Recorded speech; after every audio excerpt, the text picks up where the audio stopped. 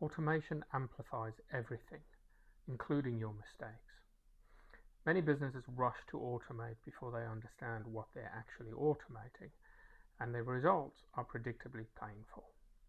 In this episode, I'll break down why up to 88% of automation initiatives fail to deliver, and what one unglamorous step can dramatically change those odds. We walk through the case for process mapping before any tool gets purchased, any demo gets booked, or any AI gets pointed at a workflow. Automation failure rates are staggering across businesses of all sizes. Research done by the big guns like McKinsey, Bain, and Gartner all point to figures between 77 and 88% of automation and digital transformation projects failing to deliver the goals they were supposed to achieve. More often than not, the tools chosen for the automation in a business is seldom the reason for these failures. So if it's not the tools, what is the core mistake businesses make when deciding to implement automation? Unfortunately, the most common reason is a little bit embarrassing. They're automating processes the business never properly examined or designed. This means you're simply turning slow broken workflows and processes into fast broken workflows and processes. We've all seen or experienced these: the chatbot that routes customers into dead ends, the automated process that makes it impossible to get in touch with a real human being, or sometimes simply nothing. So what is process mapping and who is it for? The simple answer is that process mapping is a fancy term for just clearly deciding on and documenting what your prospects and customers will experience when they do business with you, and how you and your team will make that happen.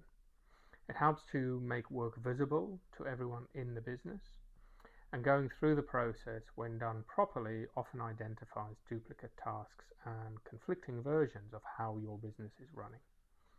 By clearly defining and mapping the internal workings of your business before you go near automation or AI, ensures you don't simply amplify existing flaws in the system.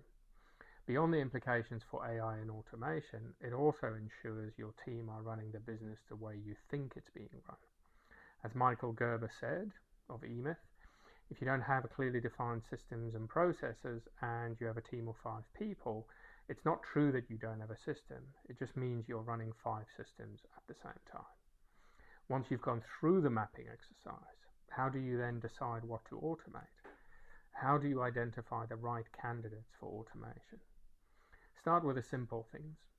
Tasks that repeat more than 3 times a week, always in the same way without requiring a human decision each time. That would be a good starting point, as these are unlikely to be complex and hard to implement. The key here is to remain disciplined, though, in the order of your actions. Map first. Get yourself some magic whiteboard and colored markers. Take the time to deliberately draw out the processes that will deliver the experience you want your prospects and customers to have. Identify. Decide on the parts of the process you are going to tackle first, and then you fix and standardize. Ensure that the steps you are planning to automate actually result in the outcome you are after. Try and simplify them as much as you can so they're uniform across the business. And only then do you automate. Don't just jump in to automate what you're doing today. Go through the process and make sure you end up automating the business you want, not just the one you have.